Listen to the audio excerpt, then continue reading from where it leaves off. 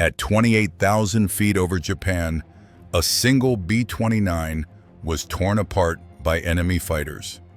Engines gone, guns freezing, no escape. One 22-year-old gunner stood between 11 men and death while Japanese pilots chose to ram. 1. At 28,000 feet, the cold wasn't just uncomfortable, it was lethal. Oxygen frost crept across the plexiglass as the B-29, a square 52, clawed for altitude over the Pacific. Behind the Central Fire Control Station, Staff Sergeant Robert Chen crouched in silence, hands, steady breath, shallow. He was 22 years old. This was his 11th mission. He had never seen an enemy fall. Below him, 6 tons of bombs waited. Ahead, Tokyo shimmered under clear skies. Perfect weather for visual bombing and perfect conditions for Japanese fighters. Intelligence had warned them hours earlier. Dozens of interceptors were coming. Some would shoot, some would ram. Chen was the youngest gunner in the group, wired into 4 remote turrets spread across the bomber's fuselage. Twin .50 calibers. Revolutionary technology. Temperamental machinery. At 50 below zero metal, stiffened hydraulics slowed, oxygen mass froze to skin. This was how the mission always began. High altitude, jet stream winds, fighters climbing to meet them every time. By mid-January, crews were disappearing, whole airplanes erased in minutes. At 11:58, the formation crossed the Japanese coast. Radar found them instantly. Sirens wailed below, and at exactly noon, the first fighters lifted off to kill them. 2. The fighters coming for them were not desperate amateurs. They were specialists. The Nakajima Ki-44, called Tojo by American intelligence, was built for one purpose: climb fast and kill high. In under 8 minutes, it could reach the B-29's altitude where the air-thin guns froze, and men fought hypoxia as much as the enemy. Up there, one fighter could make pass after pass, slipping through defensive fire like a knife through fabric. And lately, some pilots weren't planning to come back. By January 1945, Japanese commanders had accepted a brutal equation. One fighter for one bomber was a fair trade. The bomber cost hundreds of thousands of dollars. It carried 11 men trained for months. If ammunition ran dry, pilots aimed the airplane itself. Not kamikaze, just arithmetic. Chen knew this. Everyone did. At 11:58, radar stations on Honshu lit up. Tracks converged. At Narimasu Airfield, near Tokyo, engines were already warming. Pilots sprinted across concrete, climbed into cockpits, and shoved throttles forward without hesitation. 43 fighters lifted into the winter sky and turned southeast. Inside a square 52, the first speck appeared at 12,000 yards, just a dot at first, climbing almost vertically through broken cloud. Chen leaned into the optical sight. The dot grew wings, then the round cowling of a radial engine. Key 44. More followed. 3, 4, then too many to count. At 27,000 feet, the lead fighter rolled inverted and dove straight at the formation. Chen slewed his turret, the remote guns 15 feet away, responding through cables and cold-stiffened hydraulics. The computer tried to calculate lead and drift. Tried. The fighter opened fire at 800 yards. Tracers arced upward. Chen pressed the trigger. The guns hammered. The fighter snap-rolled and vanished beneath the formation. Too fast, too clean. No hit, no time to breathe. By 12:07, the sky was full of attackers. High side passes, diving slashes, brakes left and right at 400 miles an hour, and somewhere among them were pilots who wouldn't pull away. This was no longer a bombing mission. It was a fight for survival. 3. The call came sharp over the intercom. Fighter 2 o'clock high. Chen swung the upper forward turret. The sight steadied on a key 44 sliding into a beam attack, nose locked on a square 52, 700 yards, closing fast. This one wasn't jinking. It was lining up careful, deliberate. Chen led the target and squeezed the trigger. 3 seconds. That was all it took. Armor-piercing incendiaries walked straight into the fighter's path. The Key 44 flew into the stream of .50 caliber fire. Its engine erupted in black flame.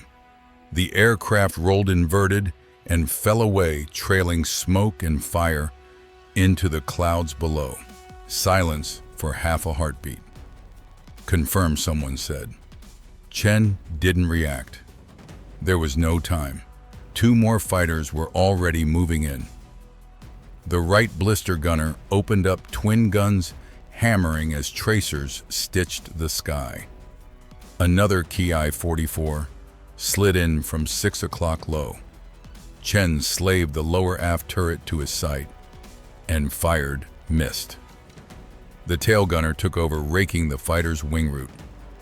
Aluminum skin peeled back like paper. The aircraft shuddered, flattened, and spun away out of control. 2 kills. The formation pressed on, but the timing was wrong now. The fighters weren't just attacking, they were coordinating. At 12:19, the bombers reached the initial point for the run. 6 minutes straight and level. No evasive maneuvers, no course changes. Every Japanese pilot knew what that meant. Above them, 14 Ki 44s formed up in pairs, orbiting once, twice, choosing angles. Chen counted them through the sight, jaw tight. This was the moment crews feared, the point where bombers became targets instead of aircraft. They rolled in together, pairs diving from opposite sides, forcing the gunners to split their fire. Tracers crossed and tangled. 1 Ki 44 flew directly into converging streams from 3 B-29s. Its canopy shattered. It clipped its wingman in the chaos. Both aircraft disintegrated in a mid-air collision. Fire metal, nothing left. But the next pair was already inside 500 yards. Muzzle flashes bloomed on their noses. Chen tracked the nearest fighter. It wasn't breaking off. No evasive turn, no pullout. This one was coming to hit them. He kept firing as the range collapsed 300 yards, 200, 100 rounds sparking across the fighter's cowling. Smoke poured out, but the Ki 44 kept accelerating. At 12:22 p.m., it slammed into a square 52's number 3 engine. The impact felt like a train wreck in midair. Metal screamed. The propeller tore free. The bomber lurched violently right as firelights exploded across the engineer's panel. They were still in the sky, but the war had just changed. 4. The bomber lurched out of formation, bleeding altitude and airspeed. Number 3 engine was gone, torn apart by steel and bone. Number 4 was losing oil pressure fast. Fire warning lights glowed red across the engineer's panel like a death sentence. Shut them down. Both right side engines were feathered. Fire bottles discharged. A square 52 was now flying on 2 engines, heavy wounded and alone. That was the moment every fighter pilot waited for. A crippled B-29 was no longer a threat. It was a prize. 3 Ki 44s peeled away from the main fight and dove after them, noses down, altitude and speed on their side. Doctrine was simple: finish the damaged bomber before it could dump bombs or regain control. Chen rotated the upper turret toward the first attacker, diving from 1 o'clock high, 1,000 yards. The targeting computer needed time 3 seconds to calculate lead on a maneuvering target. Chen forced himself to wait. 800 yards. Cannon fire erupted from the fighter. Rounds punched through the left wing. Hydraulic fluid sprayed into the slipstream, atomized instantly by the cold. 600 yards. Chen fired. The turret hammered through a 4-second burst. Tracers connected. The Ki-44's canopy exploded outward. The fighter rolled left and fell away, shedding debris. 5. The second attacker came in from 5 o'clock level. The tail gunner opened fire first, pouring 6 seconds of .50 caliber rounds into the oncoming aircraft. The Ki-44 flew straight through the tracer stream untouched. 400 yards. Then the tail guns fell silent, out of ammo. Chen slaved the lower aft turret. The controls were sluggish. Hydraulic pressure was collapsing across the aircraft. He tracked manually, guessed the lead, and fired a short burst. The round struck the fighter's wing root. Metal failed. The wing folded upward, snapped clean off. The aircraft cartwheeled and broke apart at 12,000 feet. 6. But the third fighter had been waiting. It slid into position at 3 o'clock high wings level, nose pointed directly at the cockpit. No muzzle flashes, no evasive movement, a ramming attack. The right blister gunner fired. Sparks jumped off the fighter's engine cowling. It didn't deviate. Chen swung the upper turret hard right. Mechanical stops screamed in protest. He fired missed high, corrected, fired again. Hits stitched across the fuselage. 100 yards. 50. The Ki-44 smashed into a Square 52's number 1 engine. The propeller disintegrated. Shrapnel ripped through the wing. The fuel tank ruptured, gasoline spraying into the slipstream. The fighter broke in half pieces, tumbling over the bomber's back. Now there was only one engine left. A Square 52 fell through 18,000 feet airspeed, bleeding away, wing-damaged rudder fighting them. And above 12 more Japanese fighters were already forming for the next wave. The hunt was far from over. 5. The bomber was dying. With only one engine turning, a Square 52 sagged through 16,000 feet, the damaged wing dragging like an anchor. Hydraulic pressure was nearly gone. Controls were heavy. The rudder fought every correction. Inside the gun stations, the temperature plunged past 60 below zero. Chen's hands were numb. His oxygen mask had frozen to his face. Above them, 12 Ki-44s split into 3 tight groups of 4. Wolfpack tactics. One group would feint high. One would strike low. The third would hit wherever the defenses broke first. Against a healthy bomber, it was dangerous. Against a crippled one, it was execution. The first group rolled in from 12 o'clock high. Chen tracked the lead fighter at 900 yards. The upper turret responded slowly, hydraulics barely alive. He fired anyway. Tracers arced upward.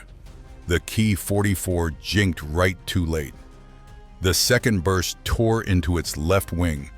Fabric and metal peeled away. The wing folded, and the fighter snapped into a fatal roll.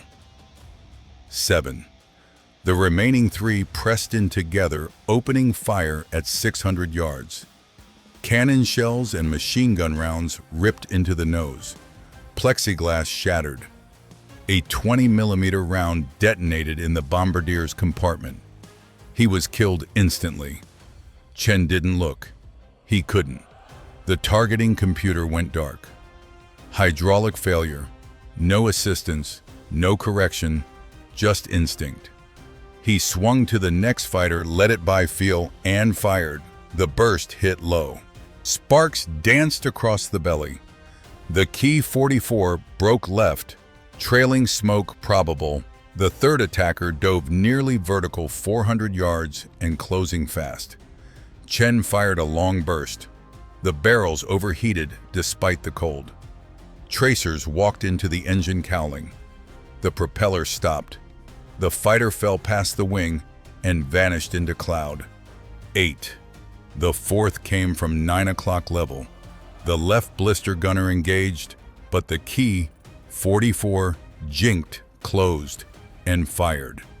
Rounds tore through the left horizontal stabilizer. Control cables snapped. The bomber yawed violently. The rudder jammed hard, left. The aircraft commander fought it right. Aileron reduced power anything to keep them from spinning out of the sky. Chen tried to slave the lower turret. It rotated 15 degrees and stopped. Hydraulics were dead. The tail gunner took the shot. His guns purely mechanical hammered as the fighter pulled up from its pass. Rounds struck the tail. The rudder tore free. The Key 44 flattened into an uncontrollable spin. 9.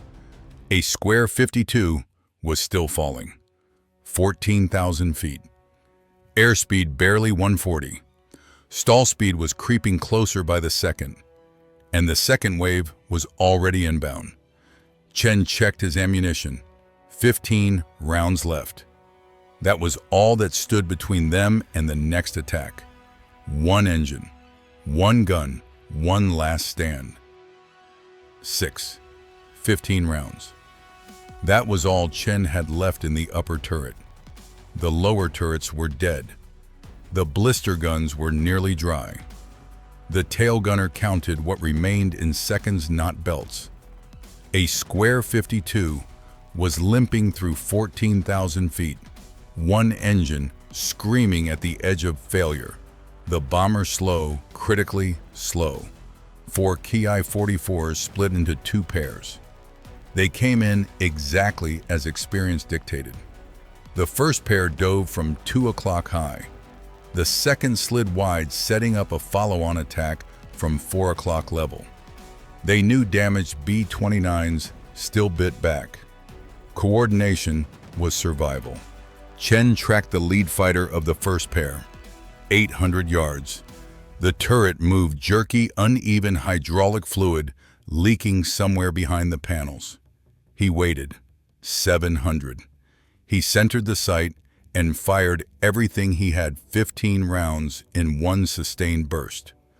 The tracers converged on the Key 44's engine. The propeller shattered. Smoke poured out. The fighter rolled inverted and dropped away, powerless. 10. The guns clicked empty. Chen's primary position was useless now. He didn't hesitate. He scrambled through the narrow connecting tunnel toward the rear, breath-ragged boots slipping on frost-coated metal. The right blister gunner was slumped in his seat, blood dark against his flight suit. Shrapnel had torn through his shoulder. He couldn't lift his arms. Chen took the position. No computer, no hydraulics, just manual controls, raw muscle against stiff, freezing mechanisms. The second fighter from the first pair was already diving. 600 yards. Cannon fire ripped through the right wing. Chen led the target, squeezed the trigger. The recoil slammed into his shoulders. Casings clattered into the collection bag. The burst caught the cockpit. The canopy exploded. The Ki 44 snap-rolled and fell away, spinning. 11. But there was no pause. The second pair came in from 4 o'clock level, 300 yards apart, firing as they closed. One aimed for the flight deck. The other targeted the wing root fuel tanks. The tail gunner engaged the trailing fighter. His last ammunition hammered out in a 5-second burst. Tracers walked across the nose. The windscreen shattered. The fighter pulled up hard, stalled, and vanished into cloud below. 12. The lead fighter pressed on. Chen swung his guns, but the angle was wrong. The blister position couldn't traverse far enough forward. He was blind. The left blister gunner fired his last 30 rounds. The burst hit the wing root. Fuel sprayed. The Key 44 banked to escape, but the damaged wing failed under the load. The spar snapped. The aircraft disintegrated. 13. Silence followed. Not peace absence. A square 52 was still descending. 12,000 feet. The rudder jammed. The wing groaned under stress. And now the final 4 fighters were forming up behind them. These weren't setting up for gun passes. They were lining up to ram. Chen watched through the blister window as the 4 Ki-44s slid into a straight line astern, matching speed and altitude. No diving, no feints, just deliberate alignment. 4 fighters, 4 impacts. No ammunition left, no guns left, nothing to stop them. The lead fighter accelerated nose, centered on the bomber's tail. Impact in seconds. Then black smoke poured from its engine. The propeller seized. The fighter lost speed, fell away. The attack aborted by mechanical failure rather than fire. The Key 44 spiraled into the Pacific, far below 14. The remaining 3 broke off. Fuel was gone. Time was gone. The sky finally emptied. A square 52 was still airborne, but just barely. 7. The sky was empty now, but survival was still far away. A square 52 staggered along at 12,000 feet, held aloft by a single engine that shouldn't have been running anymore. The radio was quiet. No escorts, no formation. Just one battered bomber alone over hostile ocean. Chen crawled back through the narrow tunnel toward the center of the aircraft. The damage report was brutal. 2 engines destroyed by ramming attacks. 1 shut down earlier from oil failure. 1 barely alive. The left wing was torn and flexing. Fuel leaked steadily into the slipstream. Hydraulics were almost gone. The rudder was jammed. The bombardier was dead. 1 gunner was bleeding badly. Distance to Saipan, over 1,500 miles. Fuel endurance, less than 9 hours. The math didn't work. The flight engineer proposed the only option left: restart the 4th engine. It had been shut down as a precaution, not destroyed. Without oil, it would tear itself apart in minutes. But minutes were all they needed. Extra thrust meant higher airspeed. Higher airspeed meant better fuel economy. It was a gamble measured in engine revolutions. The aircraft commander nodded. The engine coughed, shuddered, then caught. The bomber surged forward just enough. Descent slowed. They leveled at 10,000 feet. For the first time since Tokyo, the aircraft wasn't falling. Inside the fuselage, the cold deepened as systems were shut down to save power. Lights went dark. Heating vanished. The temperature dropped toward -40. Chen dragged the wounded blister gunner into a more sheltered position and wrapped him in his own heated liner. The heating elements still worked. Battery powered. It was all he had to give.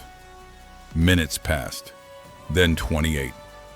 The restarted engine failed exactly as predicted, seized, solid propeller frozen, feathered, gone, back to 1 engine. Altitude bled away again.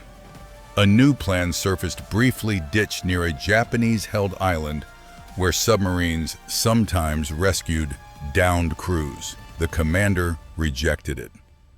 A B-29 with damaged wings and a jammed rudder would break apart on contact.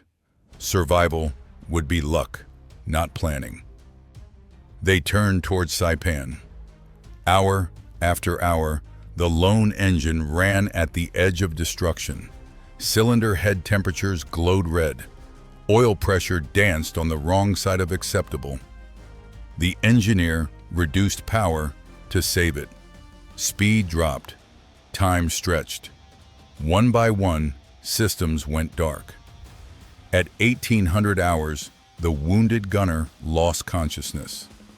At 2000, he stopped breathing.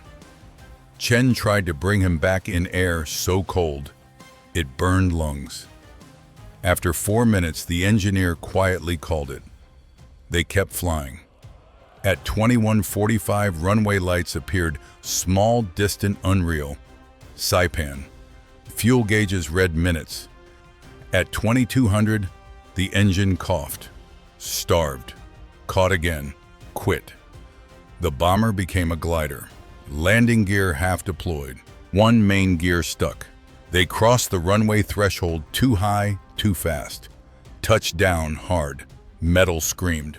The aircraft skidded off the runway, tearing itself apart in sparks and dirt. Then silence.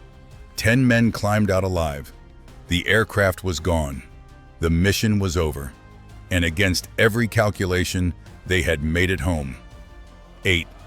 Dawn came quietly over Saipan. In the pale morning light, what remained of a square 52 sat twisted beside the runway. Burned, metal-torn wings, ruptured skin. It would never fly again.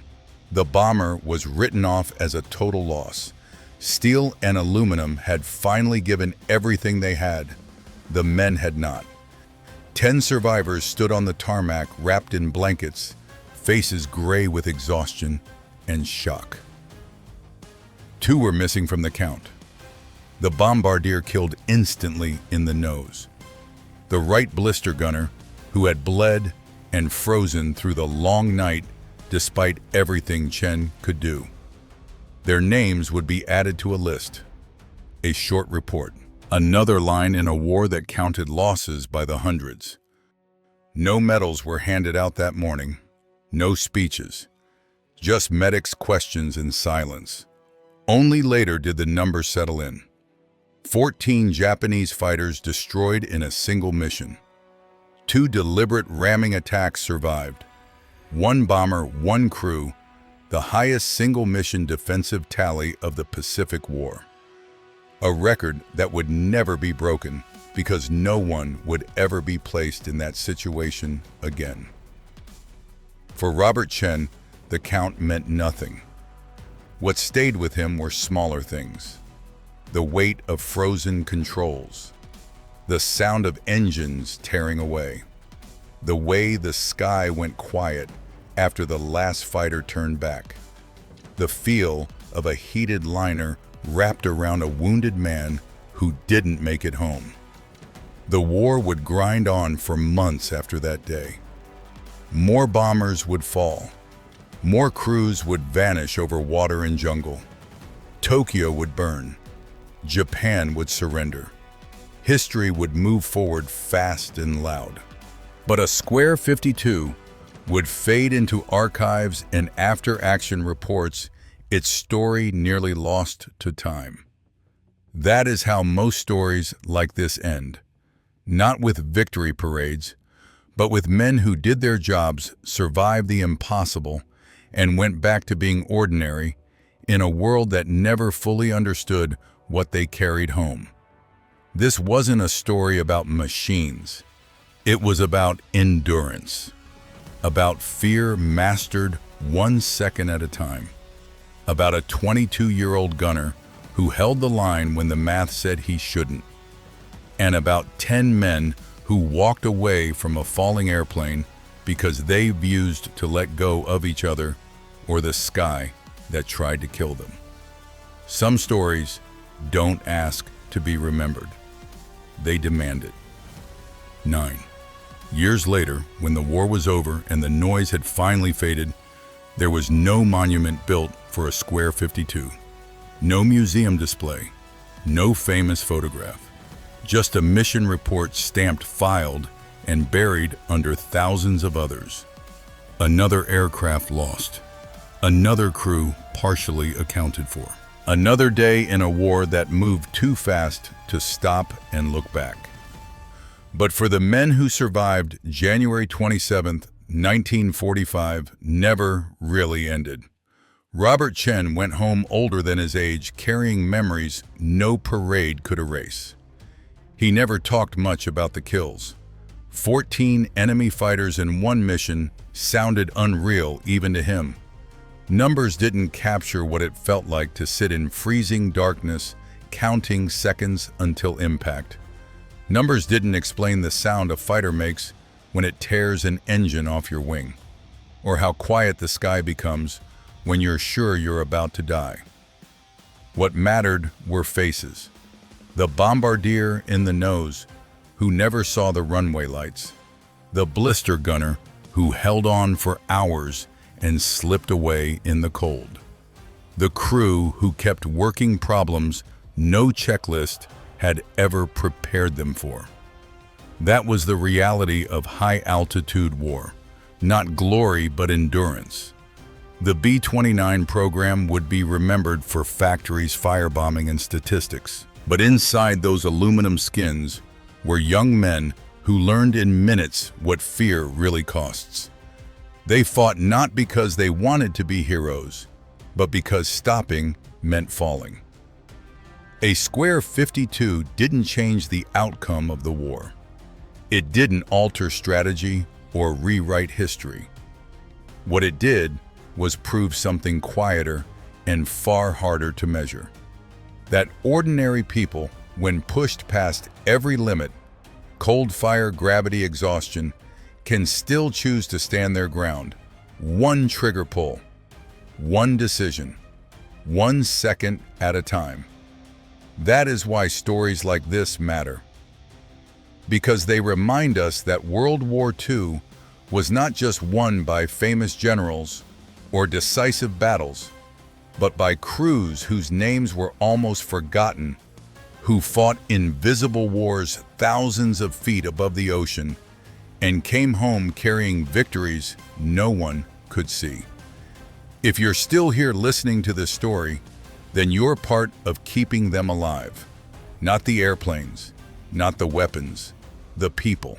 And as long as we tell these stories, the men of a square 52 never really fall out of the sky. 10.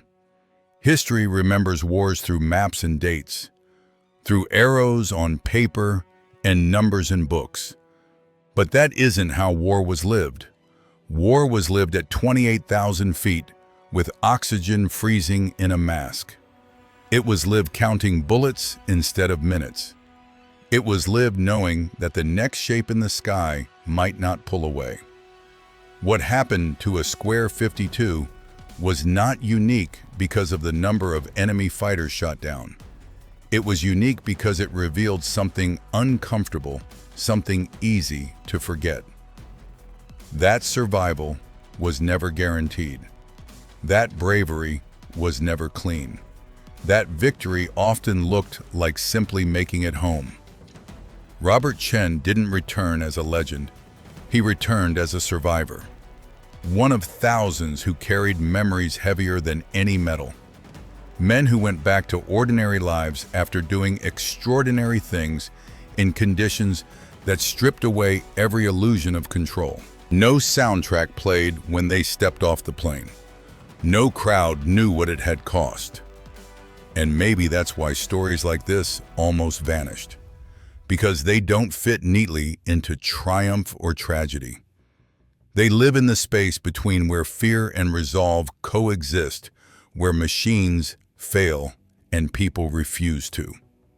This channel exists for that space, for the gunners who froze at their stations, for the crews who flew damaged aircraft farther than physics allowed, for the men who made choices no one should have to make and lived with them long after the shooting stopped. If this story held your attention, it's because it wasn't about hardware. It was about humans under pressure. And if you want more stories like this, real ones, pulled from forgotten reports and dusty archives, then stay with us. Every like tells the algorithm these lives still matter. Every subscription helps push these stories into a world that's moving too fast to remember them on its own. Drop a comment. Say where you're watching from. Say if someone in your family served. These names deserve to echo farther than a mission report ever could. Because wars end. But stories like this only die when we stop telling them. And as long as we keep listening, the men of a Square 52 and thousands like them are never truly lost. 11. But the story of a Square 52 didn't truly end on the runway at Saipan. Years after the war, when classified files were finally declassified, a chilling detail surfaced, something the crew themselves never knew as they crawled out of the wreck that night. According to official USL Army Air Forces records, the mission of January 27, 1945 was labeled a tactical failure. The reason was brutally simple. A Square 52 never dropped its bombs. In the final report, the entry was cold and brief. Aircraft aborted, target impact negligible, no mention of 14 enemy fighters destroyed. No record of 2 deliberate ramming attacks survived. No acknowledgement of an 11-hour flight on one engine. Just a red stamp, aborted. On paper, they hadn't completed the mission. In statistics, they hadn't changed the war. In official history, a Square 52 almost didn't exist. But across the Pacific, Japanese records told a very different story. Imperial Army Air Force logs described the same day as an unusually severe loss. An elite interceptor unit was nearly wiped out in a single engagement. Veteran pilots failed to return. Certain ramming tactics were quietly suspended for weeks due to unacceptable attrition. Not because bombs fell on Tokyo, but because one crippled B-29 refused to die. A Square 52 didn't win the way history usually remembers victories. They failed the mission, yet forced the enemy to pay a price so high that doctrine itself was questioned. And that is the real reversal. A mission marked as a failure became an unplanned psychological blow. No medals, no ceremony. Just the uncomfortable truth. Sometimes history isn't changed by perfect victories. It's changed by people who refuse to disappear even when every calculation says they should be dead. And that's why this story deserves to be told one more time. 12. There is one last detail, almost a footnote, that opens an entirely different door. In the weeks after January 27th, American intelligence officers noticed something strange. Intercept missions over Japan suddenly changed. Fewer head-on attacks. Almost no ramming attempts. Pilots broke off earlier. Some formations never climbed to interception altitude at all. At first, no one connected the dots. Then a captured Japanese maintenance log surfaced. It mentioned a single bomber unidentified by name that had absorbed unacceptable losses and caused severe morale issues among interceptor units. Pilots had begun referring to it informally, not as a machine, but as a bad omen.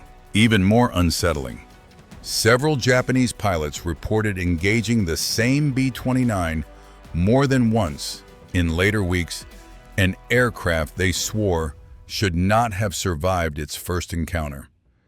Same scars, same damage profile, still flying. American records don't confirm this. Officially, a Square 52 never flew again. But war isn't lived in reports. It's lived in memory. And memory is where things get complicated. Because scattered across debriefs, POW interrogations, and after-action notes are hints of other missions, other bombers, other crews, each with stories that don't quite add up. Aircraft written off that somehow returned. Crews listed as lost who reappeared weeks later. Engagements where Japanese pilots broke off without explanation. A Square 52 may not have been an exception. It may have been the beginning of a pattern. A moment when the balance shifted not through strategy, not through technology, but through something harder to quantify belief. Fear. The quiet realization that some crews simply would not break no matter the math. And if that's true, then this story isn't finished. It's only the first chapter. The first chapter. The first chapter. The first